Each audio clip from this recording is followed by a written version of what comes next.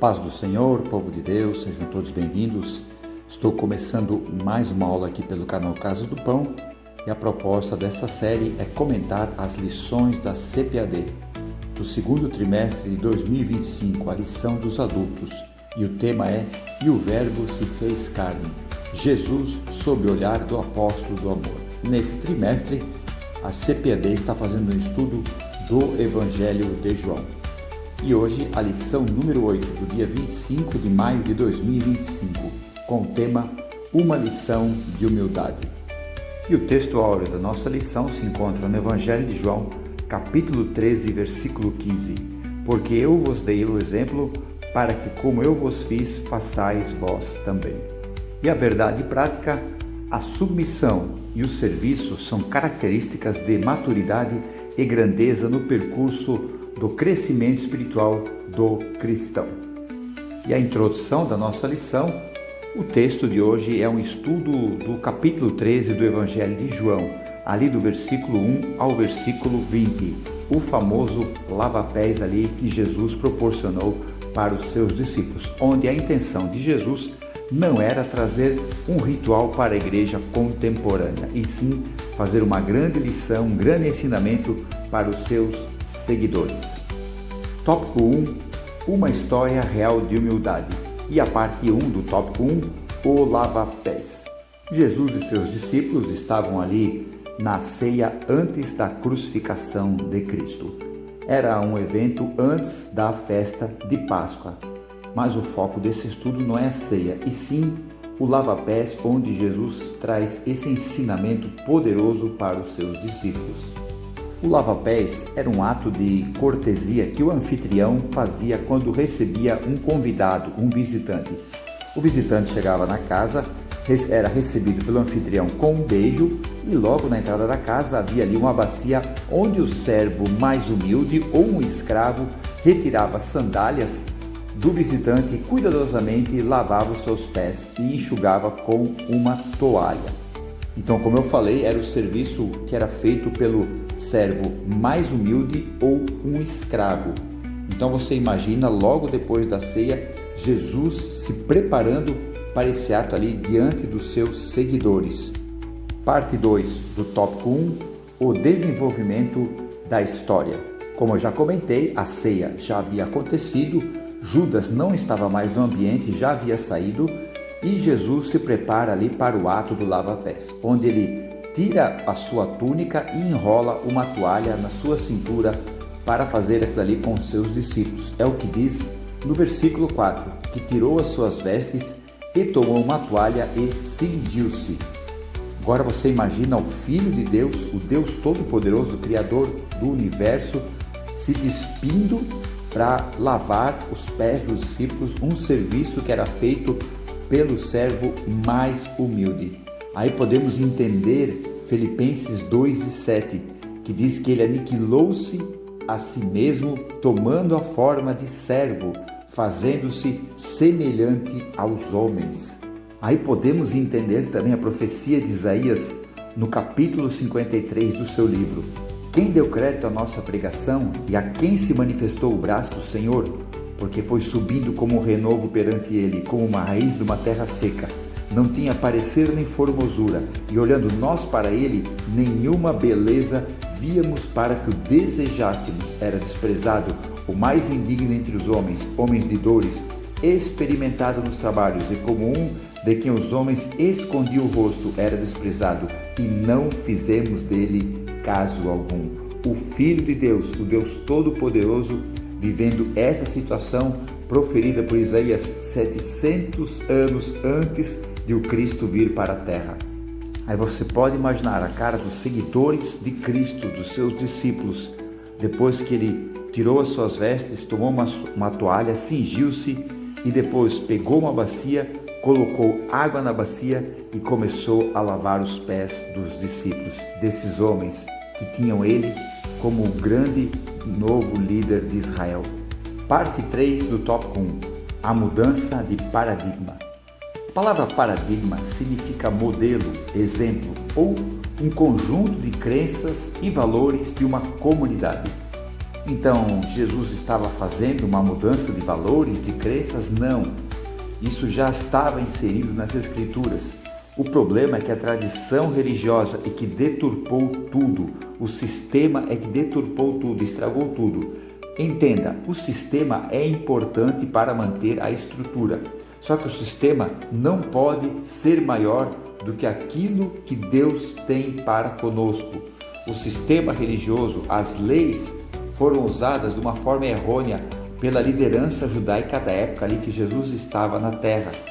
Então tudo aquilo que eles falavam era só para ser servido, onde Jesus traz esse ensinamento poderoso, mudando todo o conceito dos seus discípulos. Por isso que quando Jesus começa a lavar os pés, mostra qual realmente deve ser o conceito que deve ser inserido no coração dos discípulos. Você acha que um líder fariseu, um líder religioso ali do Sinédrio, um dia iria lavar os pés de algum discípulo, de algum servo ou de alguma pessoa que estivesse ali em volta deles? Jamais. Eles queriam mais ser servido do que servir aos outros. E isso não está dentro daquilo que Deus tem para o ser humano. Então podemos começar a entender a cara de espanto dos discípulos, que eles é que pensavam que deveriam fazer isso no seu mestre e não o seu mestre fazer isso por eles. Tópico 2 da nossa lição: humildade implica em autoconhecimento. A palavra humildade no latim é humilis. Não tem a ideia do conceito moral que temos hoje, porque essa palavra no latim quer dizer perto do chão, mas a raiz da palavra humildade é humus, que quer dizer terra ou solo. A ideia é estar próximo à terra, não se elevar sobre os outros. Aí podemos lembrar de Gênesis capítulo 3, versículo 19, onde Deus pronuncia a sentença para Adão: no suor do teu rosto comerás o teu pão, até que te tornes a terra, porque dela foste tomado, porquanto és pó, e em pó te tornarás. Então, por mais poderoso, por mais rico, por mais inteligente, por mais grandioso que seja o ser humano aqui nessa terra, ele veio do pó e do pó ele vai voltar. E detalhe, tudo que ele conquistou aqui, ele não vai poder levar para lugar nenhum, não vai poder jamais levar com ele. As nossas conquistas são importantes nessa vida, não devemos desmerecê-las, mas elas jamais podem fazer nós pensar que somos melhor do que outra pessoa, ou só porque temos alguma coisa a mais, podemos pensar que somos melhores, mas nunca, jamais. Diante de Deus somos todos igual. O milionário, o homem mais rico do mundo, juntamente com o mais pobre, ambos vão se tornar pó da terra. Por isso que Deus fala através da carta de Tiago, capítulo 4, versículo 14. O que é a vossa vida? É um vapor que aparece e depois desvanece, isso é, desaparece e ninguém vê mais nada. Por isso que no Salmo 90 Moisés escreve: de eternidade a eternidade és Deus. Então Deus não tem começo, não tem meio e não tem fim. Aí ele fala da brevidade do ser humano. A nossa vida chega a 70 anos, alguns por sua robustez chegam a 80, mas tudo isso é canseira e enfado. Passa logo. Então o que são 80, 90, quem sabe 100 anos comparados a uma eternidade sem Deus? Parte 1 do tópico 2. Conhecendo a própria natureza. Voltemos para Filipenses capítulo 2, no versículo 5 e 6, que diz que de sorte que haja em vós o mesmo sentimento que houve também em Cristo Jesus, que sendo em forma de Deus, não teve por usurpação ser igual a Deus. No versículo 5, a palavra sentimento quer dizer uma atitude interior que leve a uma orientação mental e faça nós agir. Então, quando Paulo escreve que nós temos que ter o mesmo sentimento que houve em Cristo Jesus, é que a nossa atitude tem que ser a mesma de Cristo. Então, nós temos que saber, a nossa natureza é incompatível com a natureza que Deus quer, onde temos que buscar esse sentimento. Por quê? Porque Jesus, sendo Deus, não teve por usurpação ser igual a Deus. Essa palavra usurpação quer dizer não exigiu. Sendo Deus, não exigiu que fosse chamado de Deus. Entenda a diferença entre você ser e você ter que ser honrado por causa disso. Quem é não precisa dizer que é, porque Jesus sabia quem ele era, qual a sua missão e qual a trajetória aqui na terra. Veja a sua oração que ele faz ali pelos discípulos no capítulo 17, então, no versículo 24. Pai, aqueles que me deste, quero que, onde eu estiver, também eles estejam comigo, para que vejam a minha glória que me deste, porque tu me has amado antes da criação do mundo. Então Jesus tinha uma glória eterna e ele despiu-se da sua glória, o auto-esvaziamento dele para estar conosco aqui, para trazer a mensagem do Evangelho, porque ele é a mensagem do Evangelho. Tudo ali que estava acontecendo ali naquela última ceia era a preparação dos discípulos para continuar a pregação da mensagem do Evangelho além do que eles imaginavam. Jesus estava dizendo para eles: eu fiz, façam também. Parte 2 do tópico 2. O exemplo deixado por Jesus. No Evangelho de Mateus, capítulo 20, versículos 26 e 27, diz o texto que João e Tiago queriam a primazia ao lado de Jesus.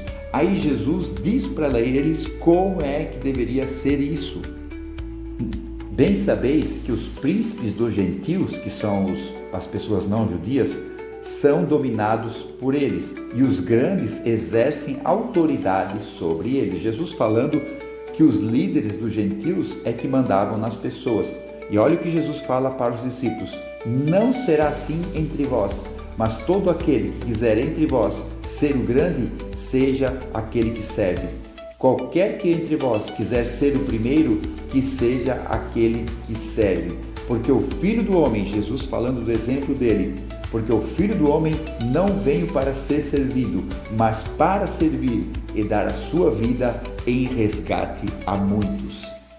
Em Lucas capítulo 22, no versículo 24 a seguir, traz também o relato da última ceia. E ali também houve essa discussão, essa contenda entre os discípulos em relação a quem deveria ser o maior. Essa palavra contenda quer dizer uma discussão acalorada com argumentos egoístas. Então cada um estava defendendo a si mesmo, dizendo que tinha a prioridade para estar mais perto de Jesus. Então a ideia era a seguinte: Jesus ia ser o primeiro, então todos ali estavam disputando quem seria o segundo. Onde que Jesus diz para eles: os reis dos gentios dominam sobre eles, mas entre vocês não pode e não será assim, porque o maior será como o menor, e o que governa como o que serve. Então Jesus está dizendo assim para eles: olha, vocês querem ser o maior? Vocês têm que servir. Vocês querem governar? Vocês têm que servir. Você tem que servir para ser o maior diante de Deus. Onde que no Evangelho de João, capítulo 13, logo depois que ele lava os pés dos discípulos, ele diz, no versículo 13: vós me chamais de mestre e senhor, e dizeis bem, porque eu sou. Ora, se eu, senhor e mestre, vos lavei os pés, vós deveis também lavar os pés uns dos outros. Olha só o que Jesus está falando com eles a respeito de não querer ser o maior, mas lavar os pés uns dos outros. E onde que ele diz para os seus discípulos, no versículo 15: porque eu vos dei o exemplo, para que, como eu vos fiz, façais vós também. Essa palavra exemplo quer dizer o modelo a ser seguido. Então Jesus está dizendo: olha só como eu fiz. Então, como eu fiz, vocês, como meus seguidores, vão fazer também. Parte 3 do tópico 2: o maior no reino de Deus. Novamente falamos aqui sobre essa situação. No Evangelho de Marcos, capítulo 9, versículo 33 a seguir, os discípulos, juntamente com Jesus, estavam chegando em Cafarnaum, que era a base de operações de Jesus, a casa de Pedro. E Jesus pergunta para eles: o que vocês discutiam no caminho? Essa palavra discutiam quer dizer, vinham disputando algo entre eles, quem tinha direito. Então estavam num processo de aprendizado, é verdade, mas Jesus usa cada situação para preparar os seus seguidores para levar a mensagem do Evangelho.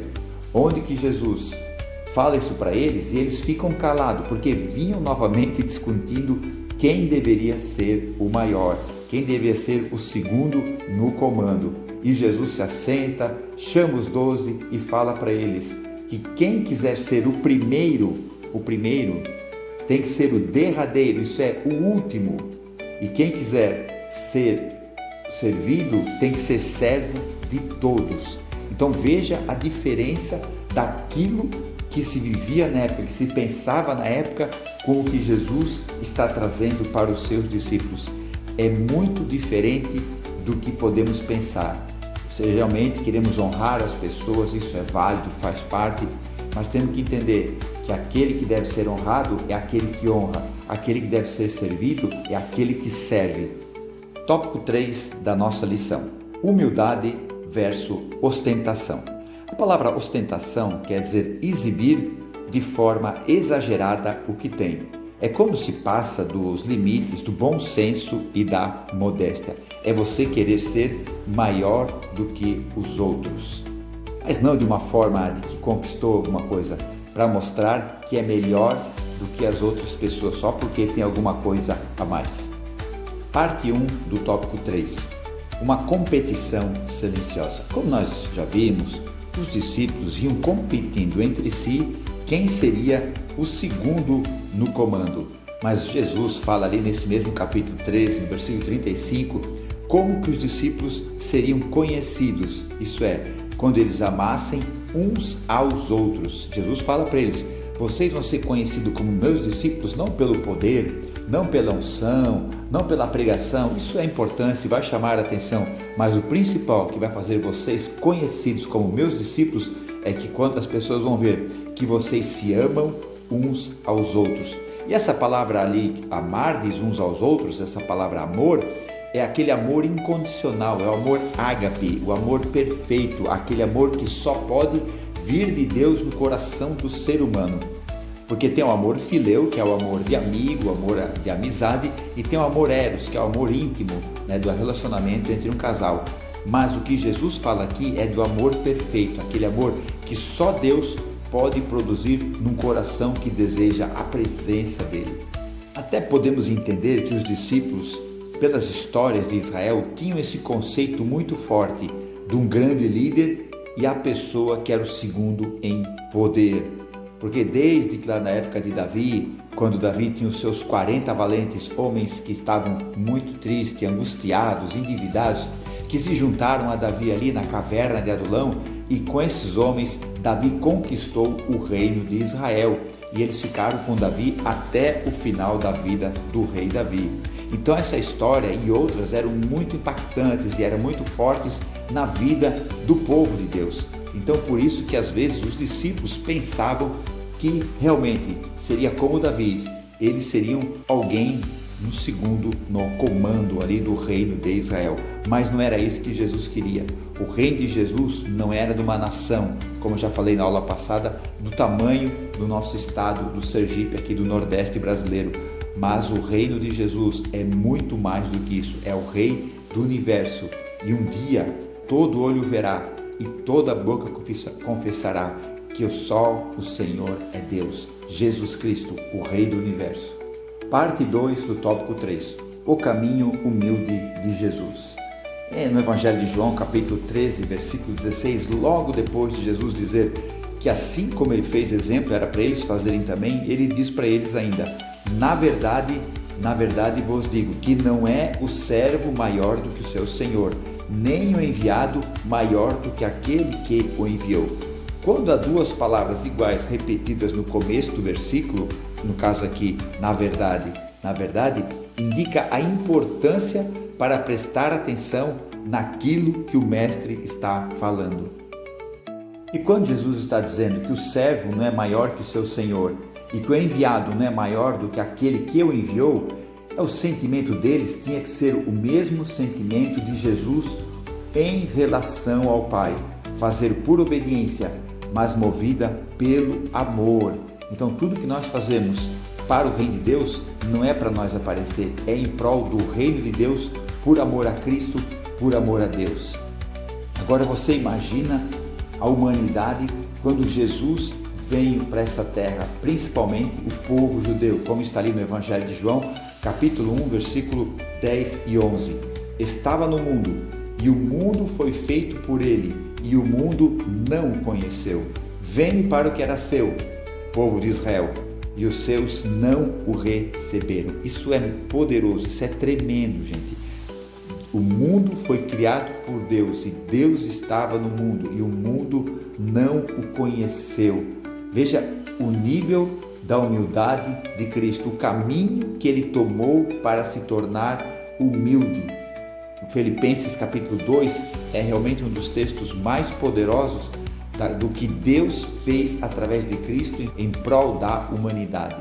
Por isso que esse mesmo capítulo de Filipenses diz que por isso que Deus o exaltou soberanamente e lhe deu um nome que é sobre todo nome, para que ao nome de Jesus se dobre todo o joelho dos que estão no céu, na terra e debaixo da terra, e toda língua confesse que Jesus Cristo é o Senhor, para a glória de Deus Pai.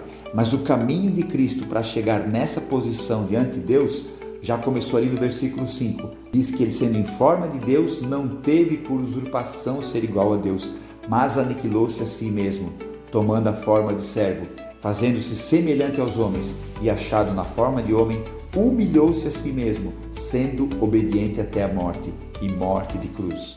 O caminho de Cristo, como ser humano, foi difícil, mas como Deus, foi por amor à humanidade. Parte 3 do tópico 3, o convite à humildade. Então, Cristo, quando ensinou seus discípulos esse grande ensinamento sobre humildade, ele diz ali em Mateus 11, 28, o contexto do que ele estava passando para os discípulos. Vinde a mim, todos que estáis cansados e oprimidos, e eu vos aliviarei. Tomai sobre vós o meu jugo, e aprendei de mim, que sou manso e humilde de coração, e encontrareis descanso para a vossa alma, porque o meu jugo é suave e o meu fardo é leve. Quando Jesus está dizendo aprendei, ele está dizendo vivam como eu fiz, vivam como eu vivo, façam como eu fiz.